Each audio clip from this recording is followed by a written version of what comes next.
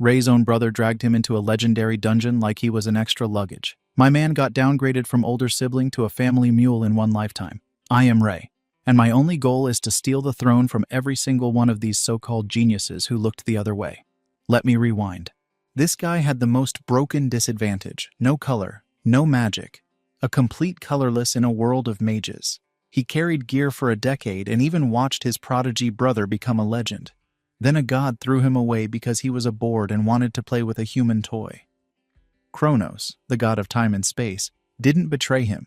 He didn't even see him as worth betraying. He was just a bug to crush slowly. So he tortured him for fun, killed him, then rewound time just to kill him again differently. Got bisected, burned to ash, crushed into paste. Hell, one time probably got melted by divine boredom. And let me tell you, that god's rewind power became nothing but a curse, making him live his own death over and over. And to make things even sweeter, when he finally stole that power and rewound 7 years back, all those talented bastards were still stuck with their one cute little trick. But he, the colorless Zero, woke up with a black skill that could steal anything. Guys, absolutely destroy that like button and hit subscribe if you're new. Your support means everything. Now, let's continue. 10 years in the past, people looked at the sky above Tokyo in terror. A massive, inverted castle has suddenly materialized there. Simultaneously, mysterious dungeons have appeared all over Japan. This event caused people to awaken mana, and those with strong talent became mages. These mages then began to challenge the dungeons, and success brought them great wealth and fame. A mage's talent is judged by their mana's color. Most people show an aptitude for only one color, and a bearer of two colors is very rare. The MC's younger brother is one such person. This man, Kurosaki Kai, bears both blue and red mana and is currently facing a powerful demonic creature. The creature unleashes its full power. Kai feels excitement instead of fear. The beast charges directly at him. He activates his demonic spear skill and throws it. The demon cannot dodge and is hit directly. It falls to the ground defeated. Kai walks over and picks up the dropped item. Another person stands lost in thought in a corner. Kai throws the item at the man's head to get his attention. He tells him to be more alert and to pick it up quickly. People call Kai the Purple King. He is level 89, one of the strongest mages. The man with him is his older brother, Kurosaki Ray. Ray thinks of himself as incompetent and without aptitude. He is a complete colorless, a very rare condition. He is only level 1 but cannot give up his dream of becoming a mage. This is why he works as a porter for his brother's group. He clings to the naive hope of awakening an ability someday. This thin hope is why he follows Kai into dungeons. The group continues exploring. They arrive before a huge, imposing door. Other members comment they have reached the boss room. They think the boss should be easy. The party passes through the door and surveys the room. A single being stands ahead. It is Kronos, the god of time and space, with an unknown level. Kai pays no serious attention. He gets excited and says, "The boss does not look like much." He prepares his demonic Morty's skill and launches it. Kronos calmly retrieves a sword from a subspace. He uses it to repel the attack completely and with ease. He shows no reaction. This frightens Kai, who does not understand how his attack was blocked. Kronos releases an intense pressure with his gaze. Kai feels this pressure and is terrified. He cannot move. A single attack from Kronos hits Kai directly. The force smashes his head completely. The others are horrified to see the Purple King defeated so easily. Ray sees his brother eliminated and begins to panic. He tries to understand what is happening. He looks at Kronos and wonders if Kai was really defeated. The other members try to run in fear. Kronos attacks and eliminates them all. Ray falls to the ground, unable to believe it. Kronos calls out to Ray and laughs. He wants to know if Ray is a complete colorless. Ray clenches his fist tightly. He thinks it is not over because he has achieved nothing. He grabs his sword and stands up, trembling. He thinks he cannot die here. Kronos comments that he finds it interesting, and nobody dares to face him. Ray tries to remain calm and keeps thinking he cannot give up. The boss does not care. Kronos states he will test Ray. He strikes with a powerful attack without giving him time. The attack destroys the right half of Ray's body. Ray cannot believe he is so severely injured. He can do nothing to defend himself. Kronos comments that he went a little too far. He uses his rewind skill. Ray returns intact to a moment before his injury. He does not understand what happened. He wonders if he was healed. The boss prepares another attack and launches his flames of despair. A huge wave of flames comes toward Ray. While Ray tries to think, Kronos comments he will give him time to think. The god laughs and wants to know what the boy will do. Ray looks behind him and sees the sword Kronos created earlier. He knows his own attacks will not work. He believes the boss's own sword could have an effect. He runs to it, grabs the sword, and prepares for the flames. He realizes the blade can dissipate them. He charges at Kronos. While advancing, his body begins to burn from the heat. He tries to resist the pain. Kronos watches until he is surprised. Ray drives the sword deep into the boss's chest. Much of his own body is burning. He thinks he struck Kronos directly. Kronos laughs and activates his rewind skill again. Ray is frightened to find he has returned to a moment before striking. The boss is now healed. Kronos tells him it was fine entertainment. Ray drops the sword, falls to his knees, and begins to panic. He thinks everything he did was useless. He wonders if this is how he will be eliminated. Just then, a system screen appears, surprising him greatly. The system says that the presence of a god of time and space has been confirmed, and the seal of the black skill is released. And as a result, the steel skill has been acquired, and the rewind skill of Kronos has been stolen. Ray cannot believe it. Kronos begins to suspect something is wrong. Without thinking twice, Ray uses the stolen rewind skill. He manages to break the space and time he is in. The boss becomes furious. He shouts, calling Ray an insolent brat. He wants to know how a mere human dares to steal his skill. Time begins to regress, and Ray is thrown back to the time of his choice. He awakens in his bed, and recalls that he desperately used rewind skill earlier. Ray sees his reflection in the mirror and notices something strange. He feels strong surprise, wondering if this is his younger face. He thinks everything might have been a bad dream. He looks outside his bedroom window. The inverted castle hangs in the sky, still pure white. He remembers it was completely dark in his original timeline. He knows the castle stayed white for 7 years before slowly darkening. It turned completely black when its door opened, releasing Kronos. Ray begins to understand his situation. He remembers the fight with Kronos and stealing the rewind skill. He picks up his phone to check the date. The screen confirms his theory. He looks at his younger face again. He realizes he has gone back 7 years into the past. He successfully rewound time. He summons his skill status. A transparent blue screen appears. The list shows only one skill, steel skill. The stolen rewind skill is gone. He still feels excited because his original skill remains. He recalls his first life, 10 years without gaining a single skill.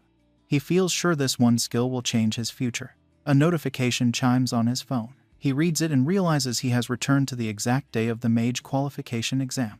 The exam is in Chiyoda Ward, at the Mage Association headquarters near Tokyo Station. Ray knows this agency supervises all dungeon mages. He walks through the main doors. He glances around the lobby. Everything looks shiny and new to him due to the 7-year difference. This modern look makes sense now. 2 familiar figures spot him and walk over. They call him by the nickname Colorless and demand to know why he is there. They are Ike and Goto. Ray recognizes them as his brother Kai's followers. Goto steps forward and puts an arm around Ray's shoulders in a fake friendly gesture. He asks if Ray plans to fail the exam again. Oik states bluntly that a person without monocolor will always be a nobody. Ray quietly agrees with their cruel words in his mind. He has taken this test many times before. His dream never faded in his first life, leading to constant failure. Today is different. He forcefully shrugs off Goto's arm. He tells both men to leave him alone and walks toward the registration area. Oik complains loudly about a colorless person, ignoring them. Goto mutters about Ray acting strangely. In a separate office, exam proctor Hinata reviews paperwork. She is a B-rank mage. She looks up and sees Ray through the window. She notes his presence once again. She takes a slow, deep breath. She tells Ray the exam is still dangerous and he could get seriously hurt. Ray gives a small laugh and replies that this attempt will be a success. They walk into the examination hall. Hinata offers to explain the rules again. Ray keeps his eyes fixed on the glowing portal. He declines politely and steps through. The test goal is simple. He must collect 3 magic stones from goblins. Passing requires this for any mage with awakened abilities. This task is very easy. Ray feels determined to end his cycle of failure.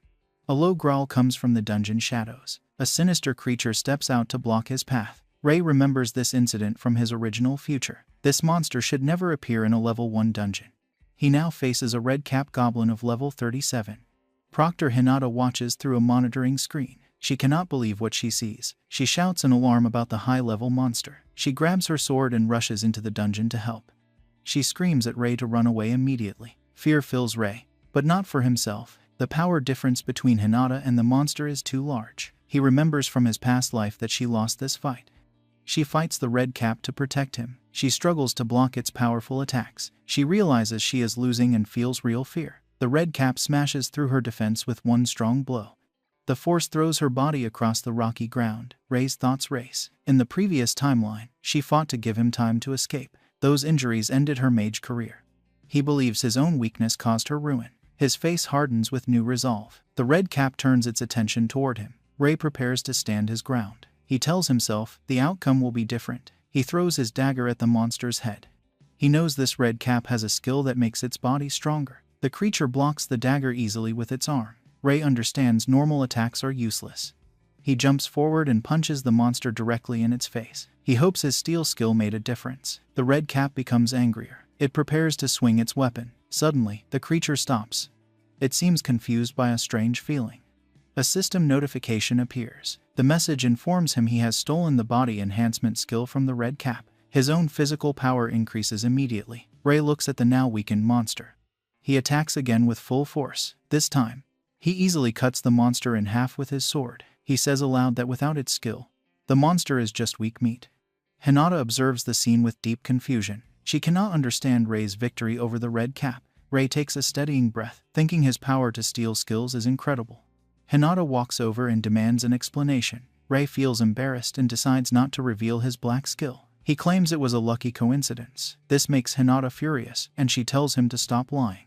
She changes the subject, stating the exam must be cancelled due to the irregular monster. She needs to report the incident immediately. Ray notices a drop item on the ground and picks it up. He knows such monsters should not appear yet. He tells Hinata he still needs 2 more mana stones to pass. She yells that now is not the time for the exam. A low growl comes from a tunnel. Ray turns and sees 2 ordinary goblins charging. He eliminates them with a single strike. Hinata is surprised again. Ray picks up their dropped mana stones and asks if he can keep them. She is left speechless. Later, at the association entrance, Proctor Hinata hands Ray his official mage license. He stares at the card, thinking this moment took far too long. He remembers never giving up on his dream and his 10 years as a porter. He finally feels like a real mage. Hinata interrupts, telling him to check the exchange details for the mana stones. Ray knows mana stones are valuable clean energy sold for money. He checks the screen. The reward for defeating a rank A red cap is a large profit. He sees the calculated value and his eyes widen in shock. He exclaims about receiving 3 million yen. Hinata confirms the amount is correct. Ray comments he never knew mages earned so much. Hinata laughs and says he will earn even more soon. While she laughs, Ray remembers an important task. He tells her he has a personal request. They go to a reserved training area with a practice dungeon portal. A scanner confirms his reservation. He thinks he could never have dreamed of a solo dungeon before. He remembers the original timeline where Hinata was hospitalized after fighting the red cap. He feels glad she is now safe and believes he can change the future. A magical force suddenly grabs him from behind. A mana hand skill restrains him. The person demands to know what he is doing. The figures are Goto and Aik. They accuse him, a colorless person, of having the guts to face a solo dungeon and breaking rules. Ray states clearly he passed the exam and has permission. Goto tells him to stop talking nonsense. Oik grabs Ray's head and furiously demands he show his abilities. Ray channels his power while thinking. He knows Oik's ability creates a physical mana hand. His own stolen body enhancement might not break free. He devises a new plan. He plants his foot and jumps forward, headbutting Oik in the face and injuring his nose. The system notifies him he successfully stole the mana hand ability. The magical hand dissipates. Both Oik and Goto struggle to understand. Without hesitation, Ray activates his stolen mana hand and grabs Oike with full force. Oike sweats and asks if Ray really awakened abilities. Goto charges at Ray, telling him not to get excited. Goto prepares his fireball skill as he approaches. Ray activates his extreme body enhancement and uses his enhanced body to dissipate the fireball completely. Goto cannot believe his attack was neutralized. Ray takes advantage of the opening. He charges at Goto and lands a solid punch, throwing him hard against a wall. Oik is even more surprised to see Ray also has a body enhancement skill. The 2 defeated men watch Ray unleash his power and wonder if he is a 2-colored mage. Ray takes a deep breath and tells them no. He channels a new power into his hand. The system notifies him he stole Goto's fireball ability. Ray holds a flickering fireball in his palm, making it clear to both men they forgot to mention he now has 1 more ability. Goto stares in shock, unable to believe Ray might possess a 3rd mana color, something unheard of. Ray prepares and launches a fiery attack. Goto jumps aside to avoid it. Oik realizes the mana hand restraining him is gone. Ray prepares another fireball and asks if they wish to continue. Oik and Goto share a frightened look, then turn and run, begging for forgiveness. Ray sighs in relief. He thinks his brother Kai will come after him if he learns of this. Kai, level 50, treats him with contempt. Ray knows another threat looms. A dangerous dungeon soon to be unlocked. He faces the practice dungeon entrance, concluding he must raise his level urgently. He enters the portal. He remembers level is the foundation of strength, allowing new skills and more mana. Controlling mana is more important than having it. An explosion happens in front of him. A level 38 flame mage appears. Ray prepares his fireball, barely controlling it. The flame mage prepares a more powerful version. Ray understands the level difference impacts even the same skill. The flame mage launches a volley of fireballs without warning. Ray counterattacks with his own. Some collide, but several head for him. He jumps aside to avoid them. He positions himself, thinking a direct fight is impossible. A new strategy comes to mind. He jumps toward the flame mage, remembering a universal combat rule. After using a skill, there is always a brief opening. He activates body enhancement. He knows he has only about 2 seconds while the opponent is defenseless. He delivers a powerful punch to the flame mage's face, sending it flying backward. The system notifies him he successfully stole the fireball skill. The flame mage stands up quickly and tries to use its skill but becomes confused when it fails. Ray prepares his newly enhanced fireball. He knows stealing a skill leaves the opponent unable to use it briefly, making them less intimidating. He does not waste the opportunity. He unleashes his fireball, and a wave of flames engulfs the monster. More system notifications appear. He leveled up 4 times from that victory. He concludes defeating higher-level monsters grants massive experience, which is normally very difficult. With his skill steal, everything becomes easier. Another notification states he is now level 12. Ray clenches his fist with determination. He looks down a dark passage and decides his goal is to reach level 30. He battles every monster he encounters, moving from fight to fight without rest. His level increases steadily. He pauses to check his status. He leveled up incredibly fast, but is only at level 27. He thinks this slowdown was expected, as leveling becomes harder when stronger. To reach level 30, he must seek higher level monsters. After more time in the dungeon depths, he reaches the deepest part. He stands before a large, ornate door to the boss room. He thinks the boss inside is the perfect opponent. He opens the heavy door and enters. The boss, a level 45 skeleton demon, waits inside with several level 30 imps. Ray prepares for a difficult battle. All monsters are higher level than him. He thinks stealing their techniques might give him a chance. He does not want to waste time. He immediately charges at the main boss, jumps, and prepares a body reinforcement enhanced punch. His fist strikes an invisible barrier before hitting the skeleton demon. Ray is surprised and jumps back to safety. He thinks this was expected. Getting close is not easy with a mana barrier in the way, and skill steal is useless against it. The skeleton demon becomes furious at the attempt. It lets out a piercing magical roar and moves with incredible speed, getting very close to Ray instantly. Ray dodges to the side at the last moment to avoid its sharp claws. He then thinks he has no choice but to execute his new plan. Ray notices the group of imps moving to attack him as well. He jumps high into the air to intercept the first one. He delivers a strong punch to the creature and activates his skill-stealing ability upon impact. The system notifies him that he has stolen the Ice Stake skill. Ray then prepares his fireball skill and launches it at another approaching imp. He sees a third creature coming immediately after. He prepares his newly acquired Ice Stake and throws it. The sharp ice projectile completely impales the monster. Ray lands back on the ground of the boss room. The skeleton demon uses its own magic to summon even more imps from the shadows. Ray understands the boss can summon these creatures whenever it wants. Another imp charges toward him. He thinks this situation would normally be very problematic, but now he knows it is convenient for his goals.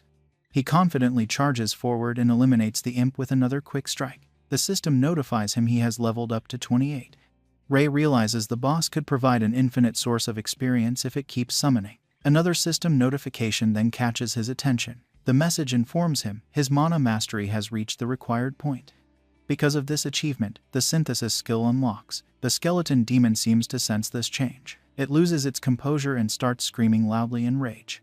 Ray prepares his Ice Stake skill in one hand and his Fireball skill in the other. He activates his new synthesis skill and begins fusing the two elements together.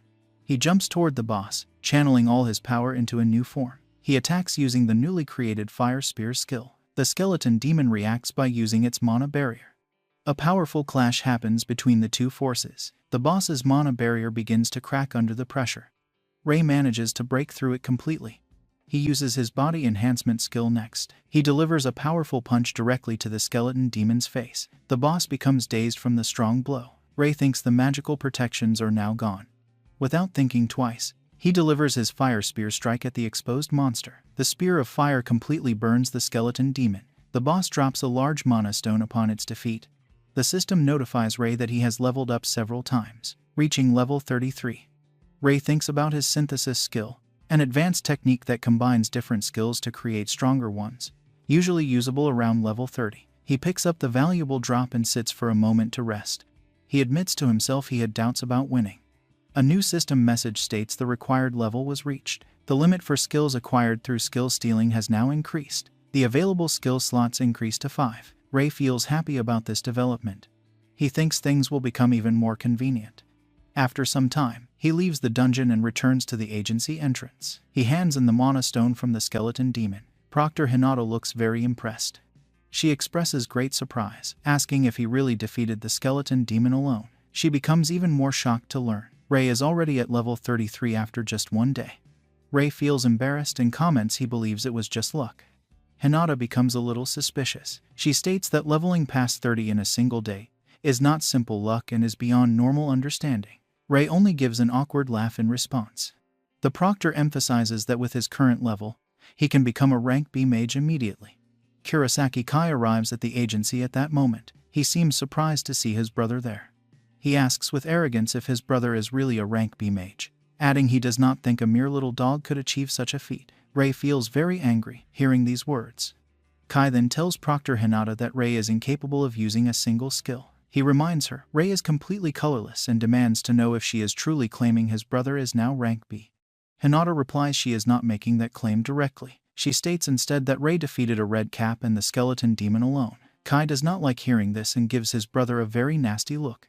He demands to know if the story is really true and throws a powerful punch at his brother. The force causes a magical explosion at the agency entrance, frightening the people around.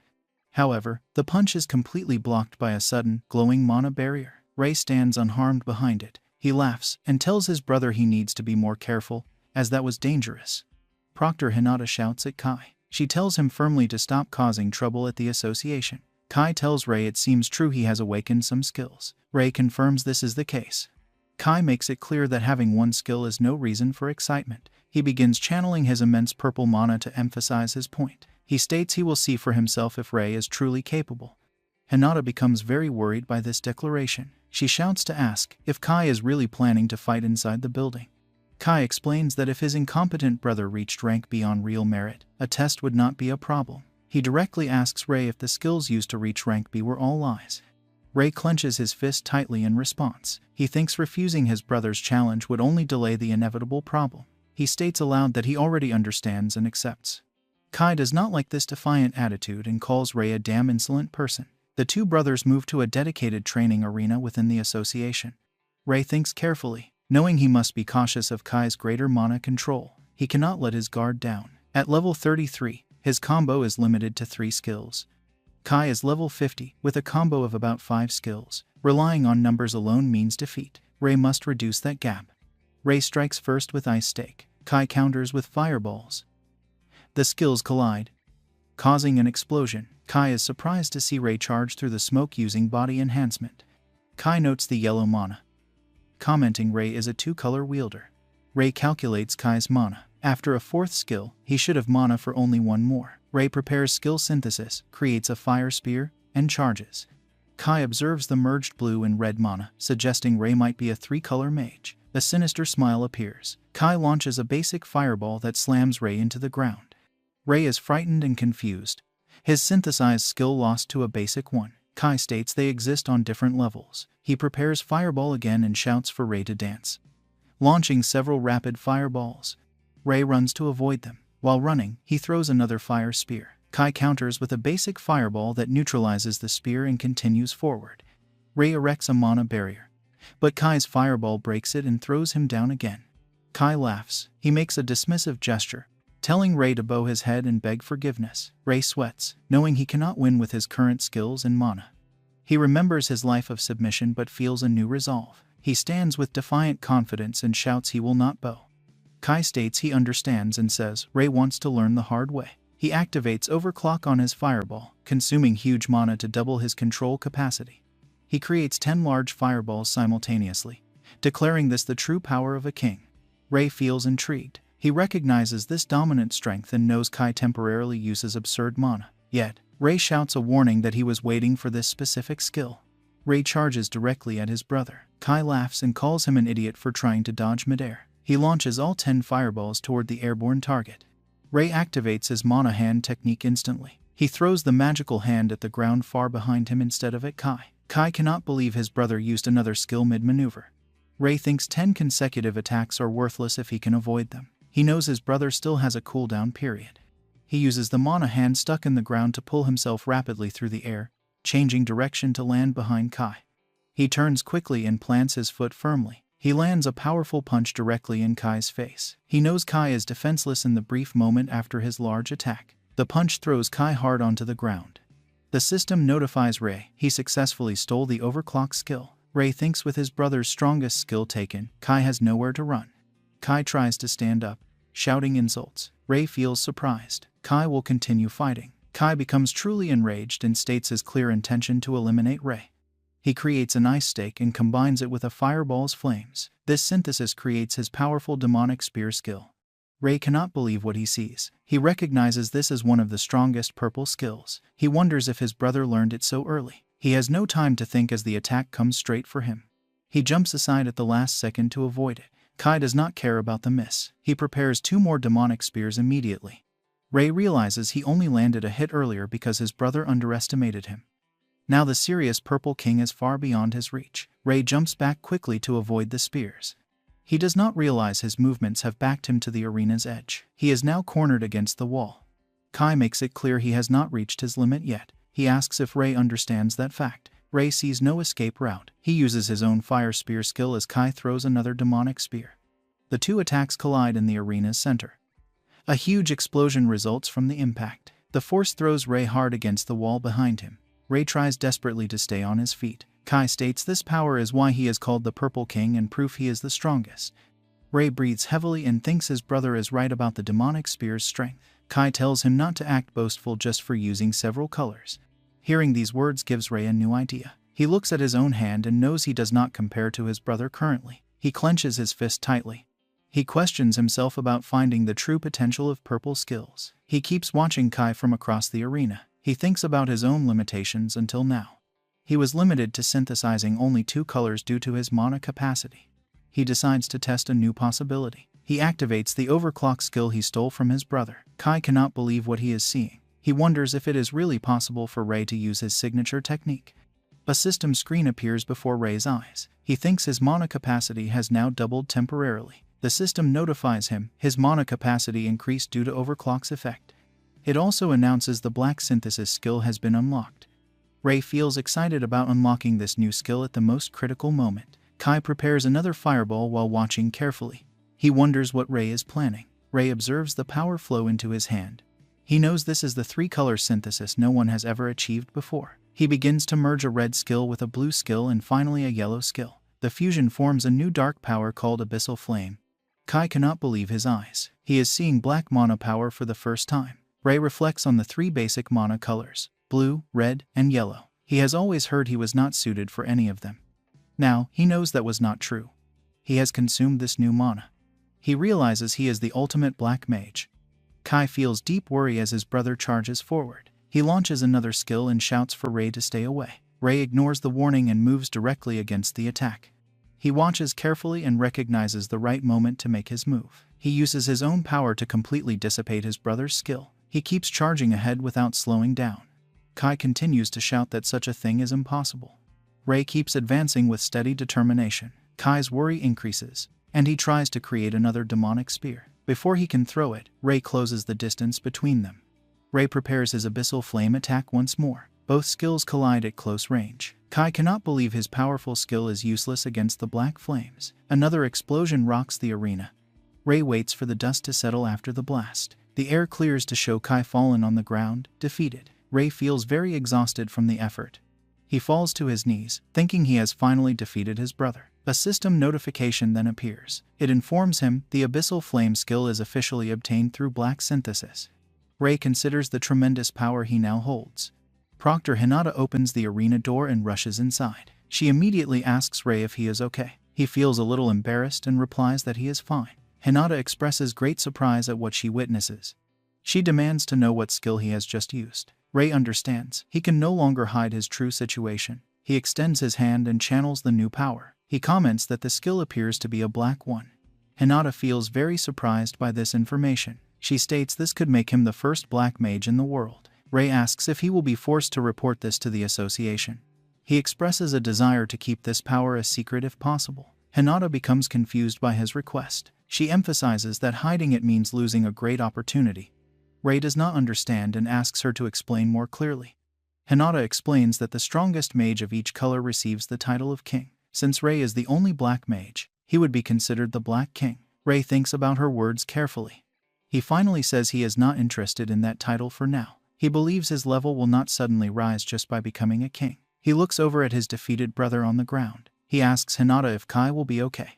Hinata assures him Kai is a king and will recover quickly despite his injuries. She states she will still take him to the medical wing. Both of their phones receive an alert message at that moment. Ray cannot believe what he is reading. The alert is for a dungeon that appears at the west entrance of Ikebukuro Park. The recommended level is 70. Hinata also cannot believe the high-level alert. Ray knows the time has come because he remembers this event. This is the Ikebukuro dungeon from his previous life. Its recommended level is 70. Most kings are only around level 50 at this time. In the first week, they realize their weakness and abandon the dungeon. This abandonment is the starting point of a great tragedy. A dungeon break occurs when it is not conquered in time. Ray knows that at this time, such a phenomenon is still unknown. If a dungeon is not cleared within a certain time, monsters pour out of the portal. The Ikebukuro dungeon is the first recorded break in history. Because of it, the city of Tokyo becomes filled with monsters, and many people die. Ray knows he cannot allow that tragedy to repeat. He needs to stop the dungeon collapse somehow. He tells Hinata he will conquer the Ikebukuro dungeon. Hinata feels very surprised and says it is still too dangerous for him. She explains that only mages of at least rank A are allowed to enter dungeons with a recommended level above 50. Ray thinks he is lucky because there is still some time before the collapse. He asks if the next rank A exam is the following week. Hinata, feeling intrigued, confirms it is. Ray declares he will reach rank A in time for that exam. Hinata feels surprised but agrees with Ray's plan. She states that with his skills, passing the rank A exam should be no problem. Ray wants to know if there are any other obstacles.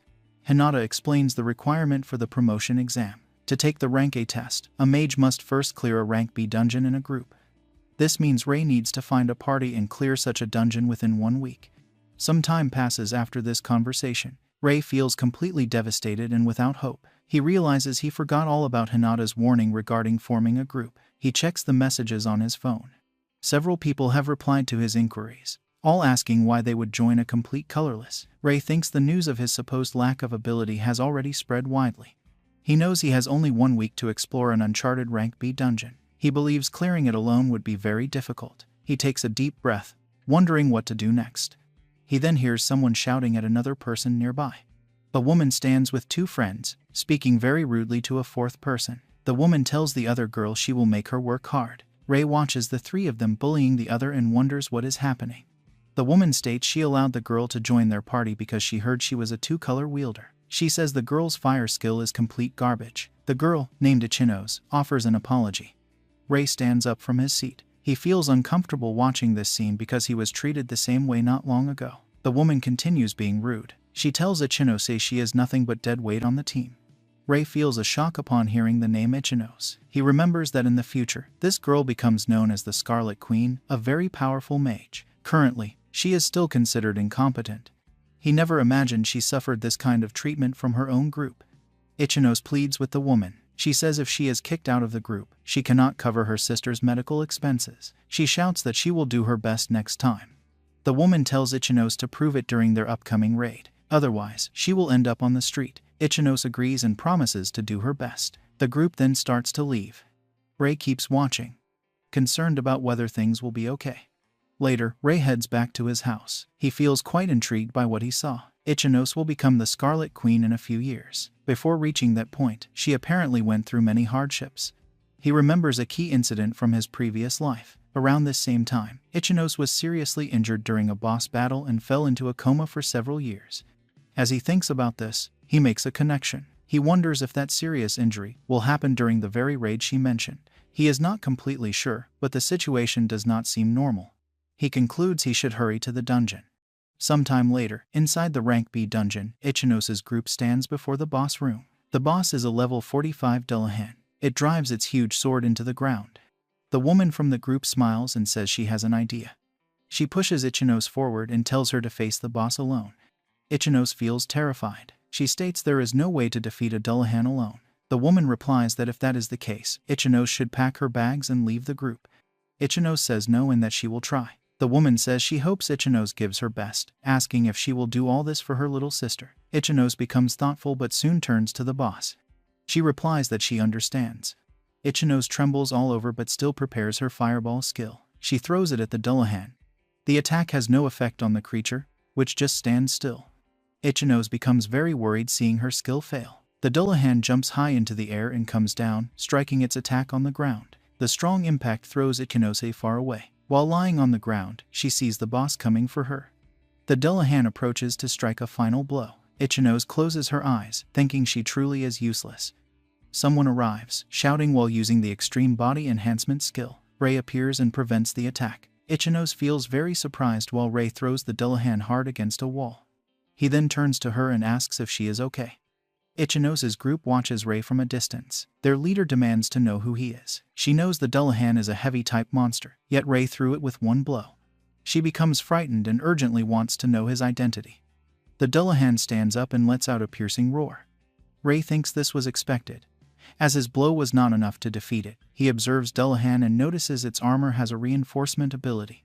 Normal attacks cannot penetrate it. He charges forward and dodges the boss's attack. He plans to steal its ability to nullify the armor. He uses his skill absorption technique. The skill fails to activate on the Dullahan. Rei receives a blow that throws him backward. Ichinos asks if he is okay. Rei replies that he is fine, stating he blocked it with his sword. He realizes Dullahan's armor is merely an external part. He needs to touch the creature's inner body to steal the skill. The Dullahan raises its huge sword for a powerful attack aimed at Rei. Rei shouts for Ichinos to stay back. He activates a magic barrier, blocking the creature's strike. The shockwave is so great it throws the two other party girls away. Their leader activates her skill and launches an ice stake. The Dullahan counterattacks, completely destroying the ice stake. The woman cannot believe it and is hit by the attack. She is thrown hard against a wall. Rei sees the ice stake fail. He prepares his skill synthesis. He needs a skill that will surpass Dullahan's reinforcement power. Ichinos is very surprised to see Rei using black mana. Rei prepares his attack as the Dullahan does the same. The boss attacks first, its blow going straight for Rei. Rei waits for the attack to get closer. He immediately uses his Abyssal Flame skill, completely dissipating the Dullahan's strike.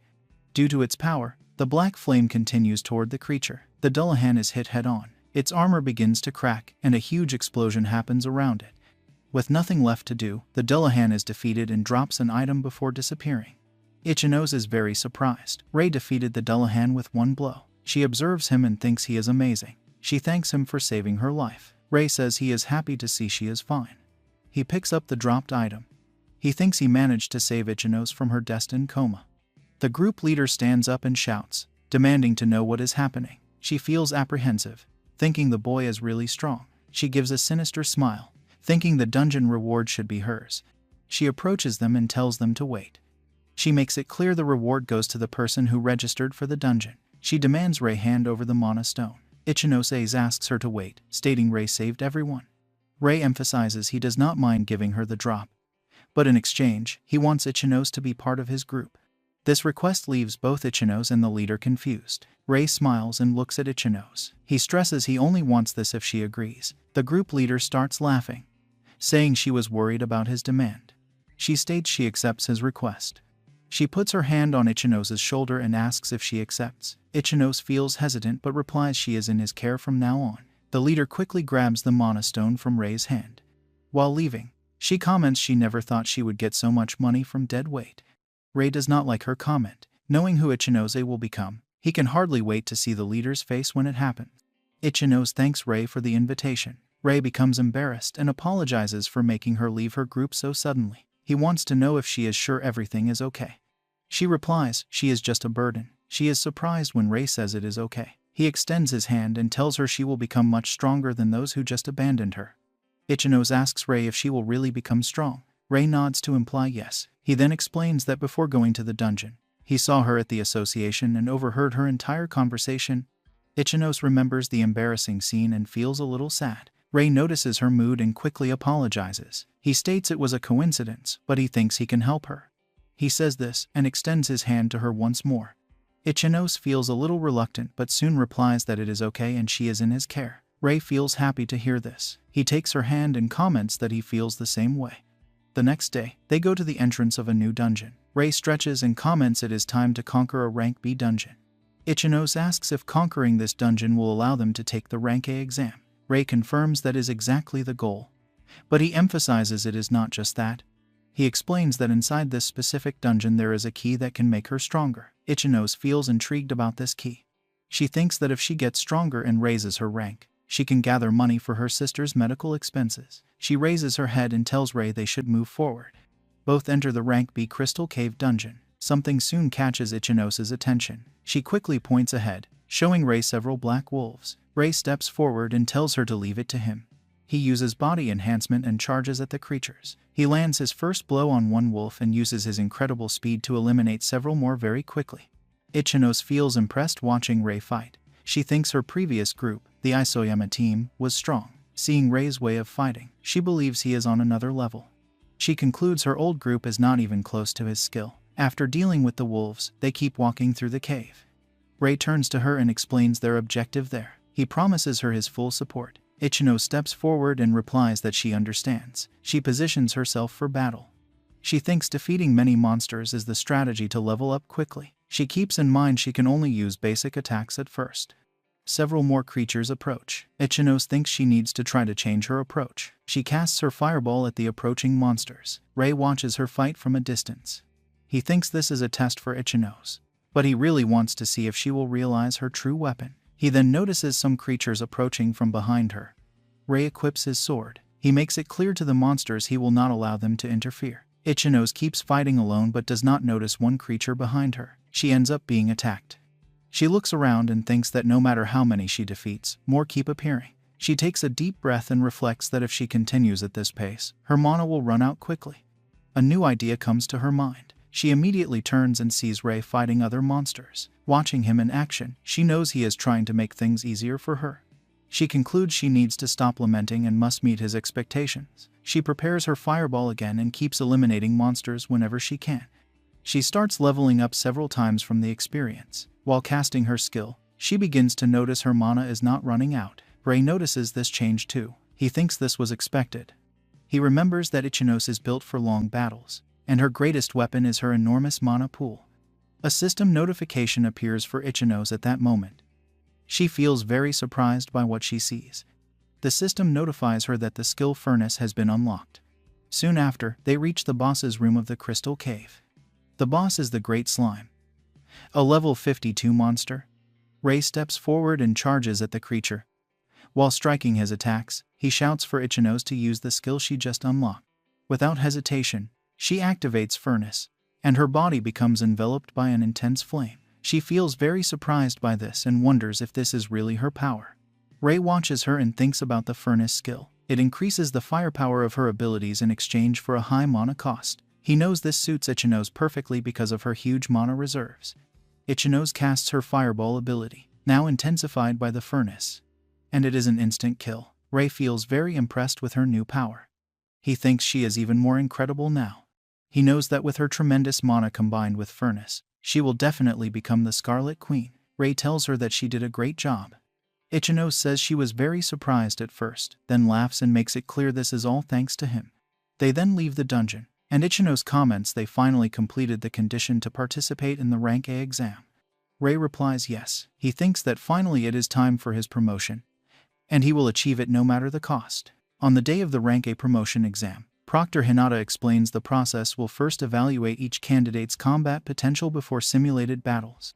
Rei feels he has finally reached this crucial test and knows he must pass to become a rank A mage. While walking through the agency, Rei tells Ichinos it is almost time. She replies they will both do their best. He emphasizes the initial evaluation of potential. Someone arrives and states they never imagined an incompetent like Ichinos would take the exam. Ichinos is startled to see it as Demon Isoyama and her group. Ichinos wants to know what she wants, but Rei steps forward. He makes it clear his friend would never lose to someone who sends another person alone to the front line. Isoyama does not like that comment. She says Rei can say whatever he wants and turns to emphasize her group has the best members, unlike Ichinos. She introduces Aono Yuri, stating neither Rei nor Ichinos will ever defeat her. Rei feels surprised, wondering if this is the Aono Yuri from his past life. He remembers she once completed a very difficult dungeon alone without realizing it, making her name well known. He thinks her ability should be around rank A currently. Aono Yuri quickly approaches Rei. She calls him and comments he seems interesting. Rei feels a little surprised. Ichinos notices and asks if something is strange. Aono Yuri hears Rei's name and feels intrigued. She asks if he is Kurosaki Kai's brother, having heard the Purple King was defeated by someone. She points at Rei and asks if he was the one. Rei thinks she is very well informed. Ichinos cannot believe what she heard and asks her friend if it is true. Aono Yuri turns away, saying she does not care about that. She emphasizes it is not as if Rei could defeat her. She leaves, stating a rumor is circulating about the Purple King maybe not being a real match. Rei smiles and thinks Aono is a very intriguing person. Later at the training field, an examiner explains the evaluation will use an artificial golem made with a special, strong stone. Everyone should give their best. He calls Kurosaki Rei first. Rei approaches, and the golem enters battle mode. Rei prepares his fireball. Some people laugh, wondering if he will use fire magic against a golem. While charging, Rei knows ordinary fire magic cannot defeat it. He dodges the golem's attack and prepares skill synthesis. He unleashes a fire lance. It hits the golem in the head, opens a large hole, and makes it fall. The examiner confirms the golem's destruction.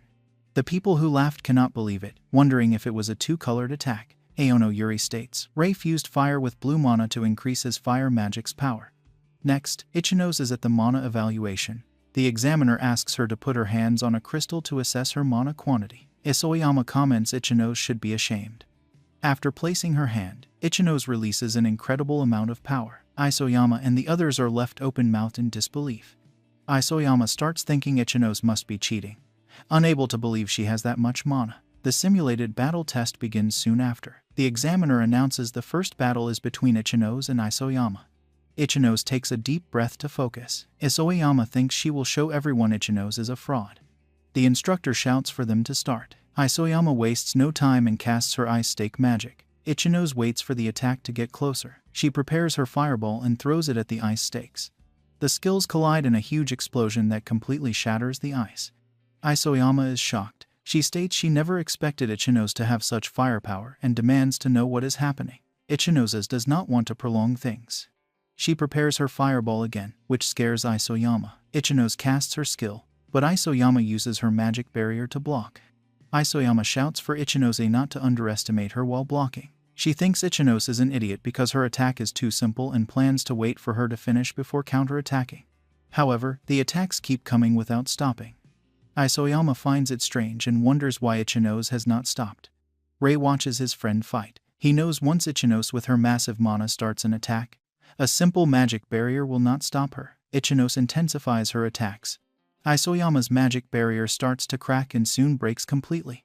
This forces Isoyama to run to avoid being hit. Explosion debris hits Isoyama's head hard and knocks her out. The instructor announces Ichinos as the winner. She feels very happy to have defeated Isoyama.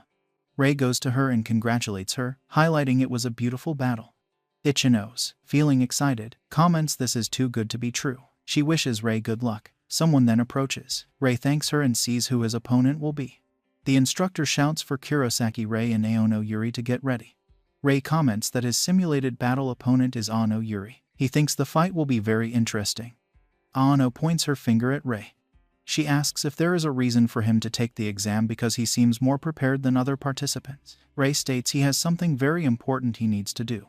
He gets serious and makes it clear that is why he cannot lose. Aono becomes thoughtful but soon smiles. She releases her power and states she is very strong, asking if Rei knows this. Rei grabs his sword and replies, he knows very well but still wants to win. Aono comments she already expected that and thinks he is an interesting person. The instructor shouts for the two to start the battle. Aono uses her skill and states she will attack first. She launches her ability at Rei. He tries to defend himself by countering the strikes. While defending, he thinks her mana conversion is a rare skill that allows free manipulation of mana. He notices an attack from above and quickly jumps aside to avoid it. Aono laughs and states he did well to dodge. Rei does not care and charges at her. She states she cannot allow him to reach her so easily and launches more attacks. Rei uses his magic barrier to block them and delivers a counterattack, but she dodges. Rei tries to take advantage of her being in the air. He uses his skill synthesis and throws his fire lance. Aono creates a shield with her mana conversion and blocks the skill. Upon landing, she comments that was close. Rei thinks her defense is flawless and she is as strong as expected. Ichinos feels very apprehensive, watching the fierce fight. Aono prepares another skill and launches it, asking Rei what he thinks. Rei has to run to avoid the attacks and thinks this is a real problem. Aono asks if Rei thinks he can defeat her by running. She fires her skill again in his direction and states it is checkmate. Rei uses extreme body enhancement and counters all the incoming attacks. Aono watches closely and realizes he uses body enhancement. She gets very excited and starts smiling. She states it is the first time she has seen someone with 3 colors of mana. She makes it clear she can also use body enhancement. After using the skill, she creates a mana blade and states they will settle this. She quickly advances and appears right behind Rei, ready to strike. Rei turns at the last moment and repels the blow. He thinks she is very fast.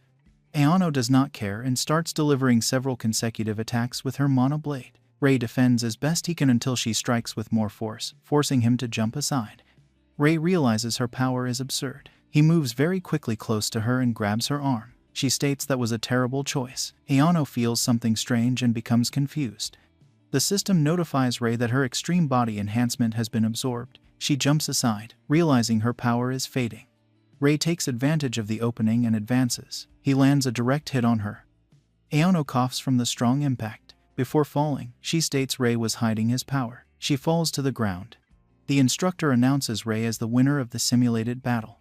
Later, in a medical wing, Aono begins to wake up. Rei feels happy to see her awake. Aono comments she truly lost the battle. Rei emphasizes he did not expect her to be so strong. She asks if he is really about to brag about the promotion. Rei becomes serious and states he will be honest. He asks what she thinks about joining his group.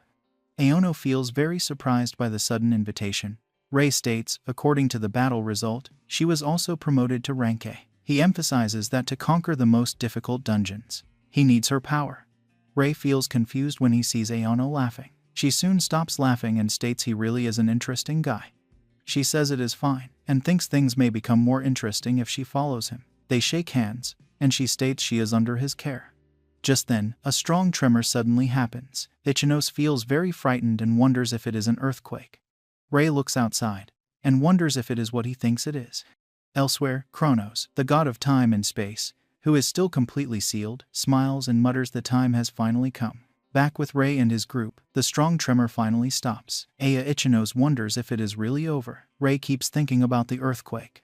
He remembers from his previous life that many tremors preceded the Ikebukuro dungeon's collapse. He knows they are now reaching the time limit for that catastrophic event. He also knows the dungeon's difficulty is unprecedented for this era. He tells Aya and Aono Yuri he has something important to say. After explaining the impending disaster, he remembers. Aya feels very surprised. She asks if he is serious about conquering the hardest dungeon on the peninsula with just the 3 of them. Aono Yuri asks if Rei suggests this because of the earthquake. Rei becomes serious and replies, yes. He explains his bad feeling, citing many recent reports about irregular monster appearances. He thinks it seems like a prelude to something more threatening. Aono states she is fine with any situation Rei decides to face and finds it an interesting challenge. Aya fills herself with confidence and promises to try her best not to be a burden. Rei breathes a sigh of relief and thanks them both. He declares they will conquer the Ikebukuro dungeon. The next day at the Mage Association, someone calls for Proctor Hinata. It is Rei and his group. Rei states they want to conquer the Ikebukuro dungeon. Later, in front of the dungeon entrance, Ano comments she is excited to face a dungeon with a recommended level above 70. Aya suggests it would be better to work with other mages. Rei says that is impossible because no rank A mages can be dispatched immediately. He states it would be nice if someone named Oikawa were there. Rei remembers from before his regression that Oikawa was the highest ranked mage in Japan and would be a great help. He knows if the dungeon collapses again, Kronos will appear. He needs to prevent that. He tells the two they should go right away. Aono raises her hand and asks a favor first. She wants Rei to call her by her first name, Yuri, finding her last name too formal. Aya thinks the same and asks Rei to consider it. Aya smiles and asks if they are not all friends. Rei likes hearing that and agrees. He calls out to Aya and Yuri to conquer the dungeon together. As soon as they enter, Rei notices a level 71 skull demon ahead. The creature quickly notices their presence. Rei prepares himself, thinking this is a boss monster elsewhere but a normal enemy here. He calls out to Aya and Yuri. The two immediately shout they are ready. The three charge at the creature. It creates a mana barrier. Rei uses his skill synthesis, knowing they must destroy the barrier first. He casts his fire lance and sees a single hit is not enough. He shouts for the other two to act. He jumps aside while Yuri and Aya prepare their skills. Their attacks clash with the skull demon's barrier and finally break it. Rei runs to take advantage and strikes the demon, defeating it. It drops a mana stone. Rei is happy they defeated the dungeon's first creature. He goes to his friends and compliments their timing. Yuri comments she has wondered about something since their fight. She asks how Rei can use so many skills. He feels a little surprised, but explains he has a skill called Skill Steal. They feel confused and ask for clarity. Rei says that just by touching an opponent, he can steal their skill. Yuri remembers their battle and understands now. Rei adds he already returned the skill to her. Aya is impressed, asking if he can really do that. She understands his plan better now. Rei calls for them to continue. Aya thinks that as long as Rei is there, they will be fine and she will not be a burden. The group keeps defeating creatures as they advance. They soon reach the boss room. Aya, feeling apprehensive, comments the ground's rumble is getting louder. She knows boss monsters are strong and worries if they will be okay. Rei states everyone's level rose on the way, so it should be possible. Aya agrees but stands still for a moment. She thinks it is true. Rei gets stronger after each fight and Yuri is getting used to combat. She knows she needs to support them. Suddenly, something crashes hard on the ground right behind Aya. Rei and Yuri turn around, scared. Something moves quickly toward Aya. With little she can do, she is grabbed and taken away. They shout in concern for her. The thing that took Aya is the enormous boss of the Ikebukuro dungeon, the level 89 Reaper. Rei feels very scared. He knows the boss should not be able to leave its own room. He wonders what is happening. Meanwhile, in his sealed domain, Kronos only grins. Yuri asks if Rei thinks this is something bad. Rei agrees the situation is critical but shouts they must save Aya no matter what happens. Meanwhile, in his sealed domain, Kronos observes events with interest. He notes that with his current limit he can only release such monsters and hopes Rei and others become his first victims. Back there, Rei shouts for Aya to hold on. She answers from within the tentacles that she is somehow okay, able to block attacks but not escape. She feels upset at being a burden. Rei notices the mana barrier she conjured around herself. He knows even her great mana has a limit. He observes her from afar and knows he needs his abyssal flame but worries about hitting her. He must find another way. He tells Yuri he will draw the boss's tentacles away so she can save Aya. Yuri agrees, stating she has no other choice. The two charge at the boss. It tries to strike Rei, but he dodges at the last moment. The destructive power of a normal attack frightens him. He knows he cannot afford a direct hit. After landing, a tentacle bursts from the ground toward him. Aya feels frightened for Rei. He uses his mana hand to grab a wall and pull himself sideways. Dodging it, he thinks that was too close. Yuri comments the distraction is enough. She jumps near Aya and strikes an imprisoning tentacle with her mana blade. Both Rei and Yuri feel surprised next. The boss uses a strengthening skill on one tentacle. The reinforced appendage forces Yuri to retreat. Rei goes to her and asks if she is okay. Yuri replies yes. Facing the boss together, she mentions something seems strange. Rei agrees. He thinks tentacle monsters normally have low defense and never have strengthening skills. The creature also leaving its room is abnormal. He truly thinks something is wrong. Kronos continues observing from his seal. Rei notices the boss preparing its next attack. He comments they have no time to think. Both he and Yuri defend themselves from the relentless tentacle attacks. Aya watches and thinks everything is her fault for always relying on Rei. She hits her barrier in frustration, knowing she needs to help. Yuri tries to apply more force but loses her mana blade. She states things are getting complicated. Rei starts to worry as both their mana pools near exhaustion. He looks at Aya and thinks things would be different with full mana. A new idea comes to him. He shouts for Aya to use her mana fusion skill. Aya feels confused. Yuri asks if that skill is not useless due to high mana cost. As they defend, Rei remembers from his past life that mana fusion was considered useless until a certain mage proved its value. That mage was Aya in his previous life. Aya thinks about mana fusion. She never used it, thinking it useless. But if Rei asks, she decides to believe him fully. She activates mana fusion without delay. Energy flows from her to Rei and Yuri. Yuri is surprised to feel her mana restoring. Rei feels excited. He knows mana fusion shares the user's mana and requires a huge pool to master. Aya is impressed she can share mana, seeing her friends only defending. She knows it is not enough. She concludes her barrier is the problem. She quickly dispels her mana barrier. Rei feels very frightened and shouts, asking why she dispelled her barrier. The boss's tentacles immediately grab her. While trying to resist, Aya activates her furnace skill. The furnace skill amplifies the power of her mana fusion on her friends. Rei shouts, worried about Aya. Aya, almost without strength, says she leaves the rest to them. The boss's tentacles completely wrap around her. Rei becomes very serious. He calls to Yuri, and without another word, they both charge at the creature with everything they have. Yuri thinks about Aya's great dedication and knows she must do the same. Rei thanks his friend internally for granting them more strength. The two go straight to where Aya is held. With their powers replenished, they easily cut through the boss's tentacles as if they were nothing. Rei shouts that now they can forge the path they want. Rei continues clearing a path toward Aya. He reflects that her mana fusion skill recovered their mana and enhanced their abilities, allowing them to pierce the enemy's defenses. He calls to Yuri and states they will save Aya with their next move.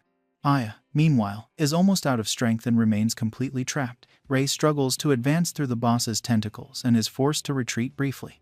He fears at this pace they will not reach her in time. Yuri calls out to Rei and states clearly she will open a path for him. She shapes her ability and creates a staircase of mana leading toward Aya. Without hesitation, Rei starts running up it. He thanks Yuri internally for her clever move.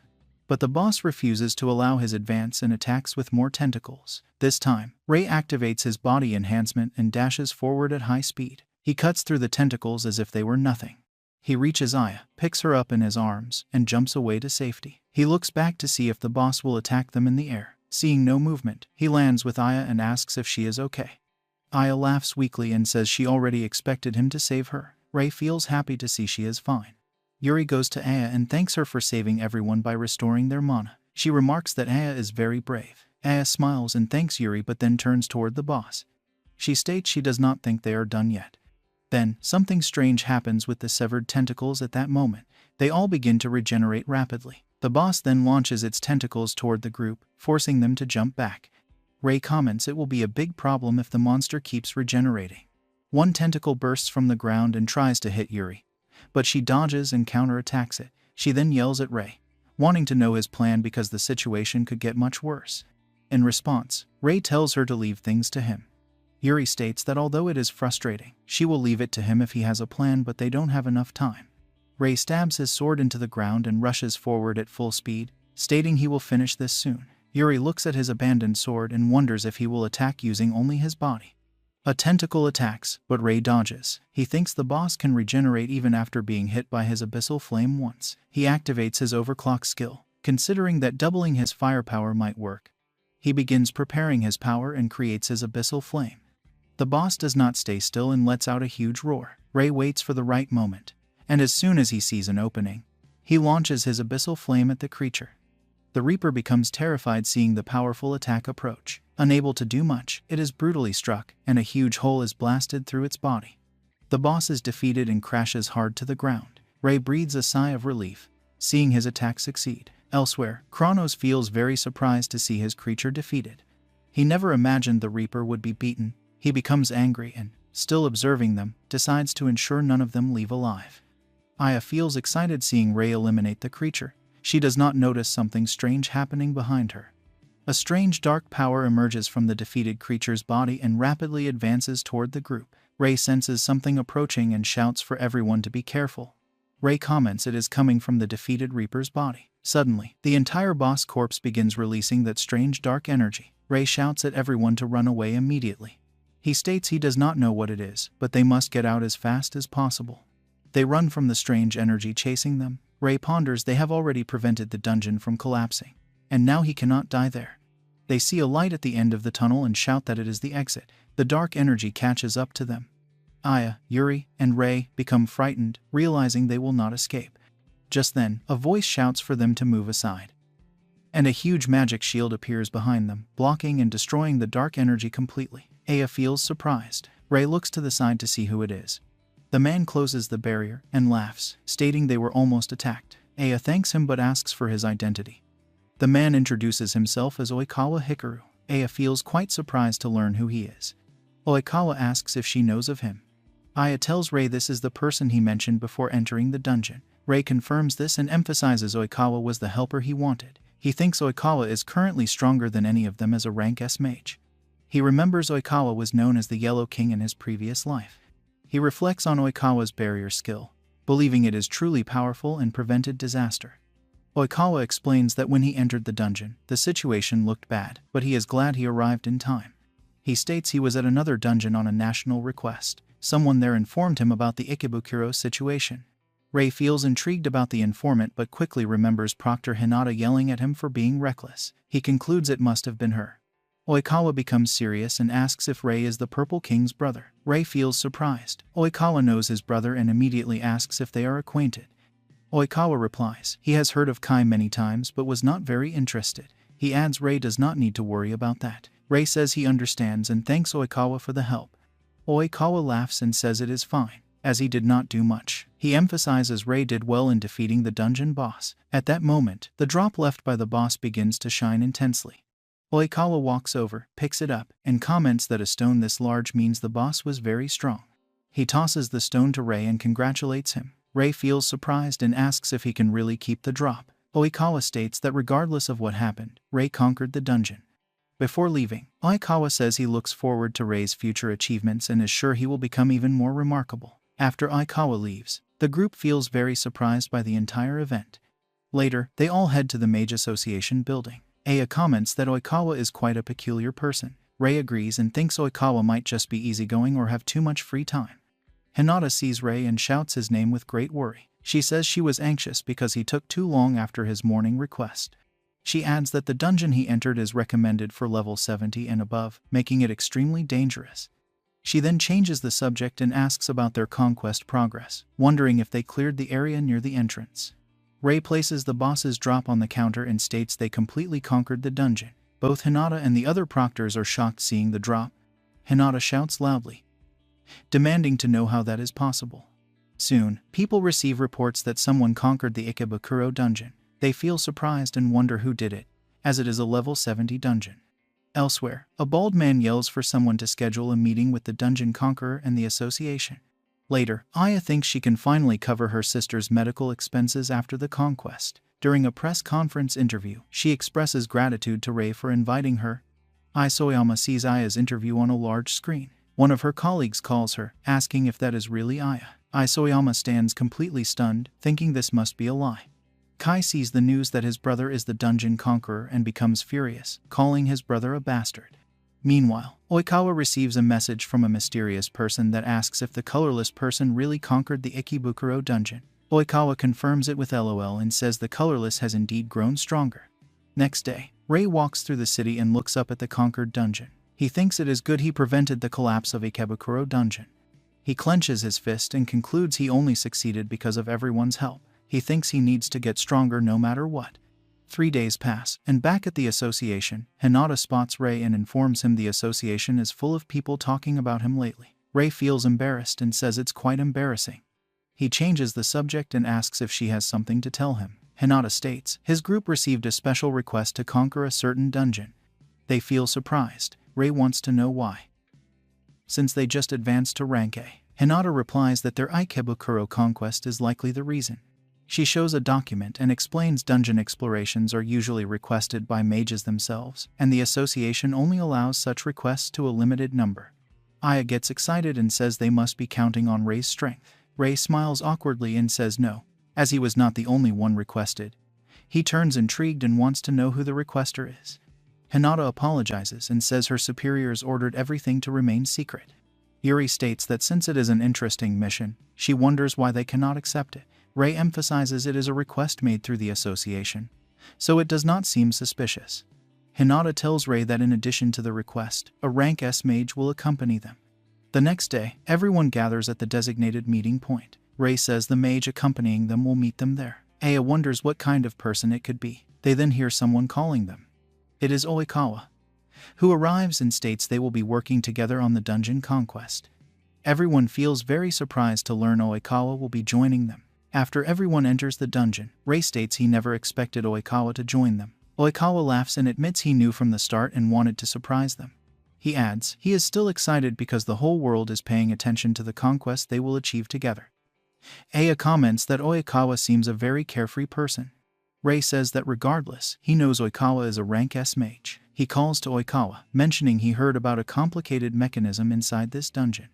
Oikawa confirms this, explaining the patrol team reported a wall of fire blocking the path. Aya feels intrigued. Hearing this, Rei wants to know how they will handle the situation. Oikawa begins showing off, stating his barrier skill will make the wall of fire nothing. Watching him brag, Rei thinks Oikawa seems friendly but wonders why he finds everything so easy. Oikawa emphasizes everyone will understand once they see him in action. He tells them to think of him as carrying them on a big ship. Something catches Rei's attention then. He sees several huge insects charging toward them. He shouts a warning to everyone about the monster wave approaching, stating they will have to fight. Rei becomes serious, thinking it is the perfect time to see a rank S mage's strength. He ends up stunned to see Oikawa trembling in a corner instead. Oikawa, shaking all over, admits he is terrible against insect-type monsters. Aya shouts at him not to say that so proudly after claiming he would carry them. Rei states clearly they have no choice but to handle it themselves. As the insects get closer, Rei shouts for everyone to get ready for battle. Aya wastes no time and activates her fireball. She throws it at the creatures. Yuri takes the opportunity to move forward, saying these insects are nothing compared to previous monsters. She activates her mana conversion and begins defeating several insects. Rei watches the remaining ones closely. He prepares his skill synthesis, creates a fire spear, and throws it, hitting multiple insects at once. Oikawa, still in the corner, feels impressed by Rei's power. Aya gets excited and says they did it. Rei agrees and comments everyone did a great job. A bit embarrassed, Oikawa walks over to them and admits he ended up being saved. While trying to explain his hatred for insects, something watches them from afar. Rei feels like he is being observed. He quickly shouts for Oikawa to be careful as several new monsters charge at him. The blonde mage becomes serious this time. He activates his skill around the wolf-like creatures. In the blink of an eye, all the creatures are severely struck. Oikawa smiles and explains this is his square box skill. He shrinks the barrier around his ability, forming a magic cube. When it falls to the ground, everyone is surprised by the skill. Oikawa picks up the small cube and states he hates surprise attacks. Rei quickly approaches him and asks for an explanation. Oikawa says his skill is called Square Box and it is one of his barrier abilities. He emphasizes it cannot be used against a very large enemy, but in return can neutralize creatures like those. He smiles, calling it quite convenient. Rei recalls hearing of it before but thinks the skill he just saw is truly amazing. Oikawa then calls everyone and says they need to keep moving. He walks away humming. Rei thinks to himself that this is the strength of a rank S mage. After walking further, they reach the fire barrier. Oikawa emphasizes this is the place reported by the superiors. Aya says it is really hot there. Rei wants to know if they really must go through it. Oikawa replies and tells everyone to stay calm because he will handle it. He creates a barrier over the wall of flames, opening a passage. He smiles and tells everyone to proceed. As they pass through, everyone finds his action amazing. Once they cross, Rei tells the group the hole ahead leads to the boss room. He turns and asks if everyone is ready. After they all answer yes, he gets excited and states they are going in. The group heads toward the boss room. Oikawa thinks about Rei, wanting to see if he lives up to the report, feeling quite eager for that. Upon entering the boss's room, everyone immediately feels the intense heat. Rei becomes worried as the temperature is truly unbearable. A creature then slowly approaches them, a level 68 flame garm. Rei quickly draws his sword and reflects that the boss is quite intimidating. The creature starts releasing power and creates a massive fireball. Rei yells to set up a magic barrier. Oikawa states it is unnecessary. The boss fires its attack, but Oikawa defends against it easily with his barrier skill. Rei feels very surprised by Oikawa's ability. Oikawa smiles and says he will keep up with their pace using his barriers but leaves the creature to them. Rei turns and says he understands. They will take care of the boss, but they should not underestimate it. He thinks even Oikawa's barrier could be destroyed if hit too many times. He considers using his abyssal flame but observes the boss more closely. Flame garms are extremely fast, and the mana cost for his dark ability is very high. He decides to act first and tells his friends to find an opening. Rei activates his extreme body enhancement and jumps toward the boss. The creature tries to hit him, but he dodges and counterattacks. Aya launches Fireball and Yuri uses the mana conversion attack. The attacks go straight for the boss, but it dodges by jumping aside and creates distance. Rei feels very worried. This strength was expected, and a long battle is disadvantageous in the heat. They need to defeat it quickly. Oikawa observes Rei's performance, thinking his physical strength will run out soon. He wants to see what Rei will do next. Rei calls Aya and Yuri and explains they do not need to hit the boss directly but can aim for its feet. Yuri says this means Rei has a plan. Aya shouts that she understands. Yuri attacks, forcing the boss to dodge and move in a specific direction. Aya channels her power and thinks the furnace effect greatly boosts her firepower in exchange for higher mana cost. She creates a strengthened stone bullet and throws it at the boss. The boss dodges again, but it is now where Rei wants it to be. Rei thinks no matter how agile the boss is, it cannot dodge in midair. Rei jumps toward it and imbues his sword with his ice stake skill. Oikawa feels surprised to see Rei covering his sword with ice. The boss is startled, realizing it cannot move. Rei lands his attack, hitting the creature squarely. The flame garm cannot react and crashes hard to the ground. They have defeated the boss. The girls go to Rei and congratulate him. He emphasizes it was all thanks to them. Oikawa smiles and thinks it was a wonderful team effort. Rei is truly a talented mage, just as the report said. However, Oikawa believes Rei has not yet shown his true power. Rei tells them to return to the association to record their report, but Oikawa activates his magic and brings out a small barrier box and asks everyone to wait. Rei recognizes it is the same ability as before. Oikawa states he wants to test him. Rei becomes confused and asks for clarity. Oikawa explains his square box can capture monsters and also serve as a training method. He asks Rei to allow him to be honest. He wants to see Rei's true power, so he wants Rei to defeat the monsters sealed inside his skill. Oikawa makes it clear that if things get dangerous, he will seal the monsters back. The decision to accept is Rei's. Rei clenches his fist tightly. He does not fully understand Oikawa's reasons, but he also wants to gain more experience. He states he will accept the challenge. Oikawa positions the box in front of Rei and says he will begin. When he opens the box, dark energy pours out and quickly takes form. Rei feels intrigued. Oikawa knows the monster inside changes appearance based on the opponent's fear. He wonders what will appear, but just as the creature takes form, Rei becomes very frightened. The monster before him is the god of time and space, Kronos. Oikawa is impressed, stating it is the first time he has seen such a monster. He thinks Rei truly has something hidden within him. Aya also notes it does not resemble any regular monster. Oikawa explains that the training monster always takes the form of its opponent's deepest fear. This means Rei has encountered this entity in the past. Rei knows this is not the real Kronos, but its intimidating aura feels identical to the one that overwhelmed him before his regression. The monster seems eager to begin a fight. Seeing no alternative, Rei decides to attack first with his sword. The monster blocks his strike easily with its own giant blade. Rei attacks again, managing to push the giant back a step. In response, the giant launches a mysterious attack from its eye. Rei blocks the eye attack because he recognizes it. Aya seems unfamiliar with this technique, while Yuri thinks it might be an invisible shockwave. Rei has experienced this attack in his previous life before regression, so he feels comfortable dodging it. He then attacks with his ice-imbued sword, striking with full force. The monster blocks it again and counters powerfully, throwing Rei far across the room. Aya calls out to him with great worry. Rei feels surprised. The monster can nullify his attack so completely. Aya tells Oikawa the situation is becoming too dangerous for a simple trial. Oikawa agrees and tries to pull the shadow monster back into its containment box. He finds he cannot. Yuri also becomes worried. No matter how much effort Oikawa exerts, the monster resists the recall. This resistance shocks everyone present. They have never seen a training monster resist recapture before. Oikawa wonders what kind of monstrous fear this represents. Seeing the situation escalate out of control, Aya and Yuri run to help Rei. Aya launches her Blaze Furnace attack, and Yuri uses her Mana Conversion attack. The monster counters both assaults easily and throws the girls away with force. Oikawa feels guilty for starting this and decides to take direct control. He restrains the monster with his specialized restrain skill, thinking it will hold. The monster breaks free again almost immediately.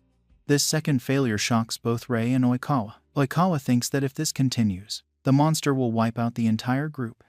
Rei thinks deeper about the monster's nature. He realizes the monster is using a specific skill that allows it to recreate Kronos' appearance and abilities drawn from Rei's own memory.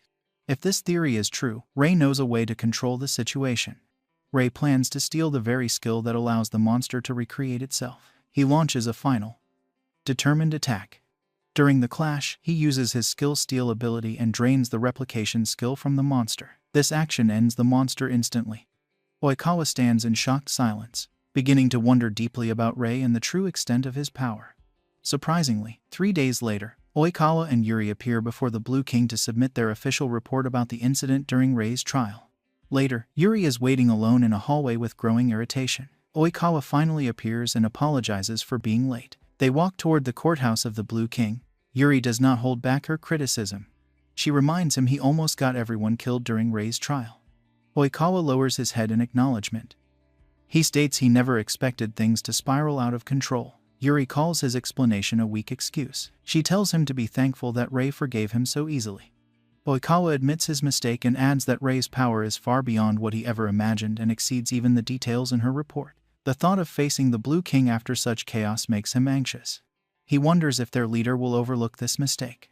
Once, inside the king's chamber, Yuri and Oikawa greet him respectfully. The Blue King, Hojo Itsuki, welcomes them with calm authority and praises their recent work. Yuri apologizes for arriving immediately after returning from exploring overseas dungeons. The Blue King replies casually that he himself has been clearing dungeons across 10 different countries. Yuri feels stunned by this revelation. She knows each of those dungeons must be as dangerous as the Ikebukuro dungeon Rei and Oikawa conquered. To her, this proves the Blue King exists on a completely different level, someone who treats walking through death as a routine. The king then shifts to the real matter. He asks for a report on Rei's trial performance. After hearing the detailed account, he finds Rei's abilities remarkable.